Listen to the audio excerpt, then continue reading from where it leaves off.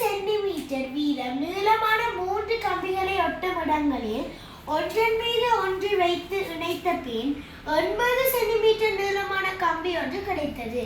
அதேபோல் 5 30 சென்டிமீட்டர் நீளமான கம்பிகளை ஒன்றன் மீது ஒன்று வைத்து ஒட்டிய பின் கிடைக்கும் கம்பியின் மொத்த நீளம் யாது என்று கேட்டிருக்கு.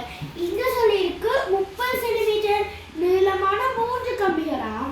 அப்ப 90. அங்க சொல்லியிருக்கு இணைத்த பின் 80 சென்டிமீட்டர் நீளமானதாம். இவங்க 90லேருந்து 80 கழிக்கணும். கழிச்சா 10. இந்த 10 என்றது 2 ஒட்டுக்கானது. அப்போ ஒற்றை ஒட்டுக்கு 5 இருக்கும். அடுத்து சொல்லியிருக்கு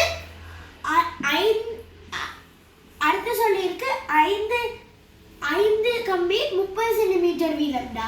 30 5 பெருக்கணும். பெருக்கினா 180. அவங்க 5 நீளமான கம்பிகள் ஒட்ட போறேன்னா அங்க 4 ஒட்டு இருக்கும். அப்போ ஒரு ஒட்டுக்கு 5ண்டா 5 20. அப்ப 180லேருந்து 20 கழிச்சா 130. ஆகவே இதற்கு விடை 130 சென்டிமீட்டர். Thank you viewers.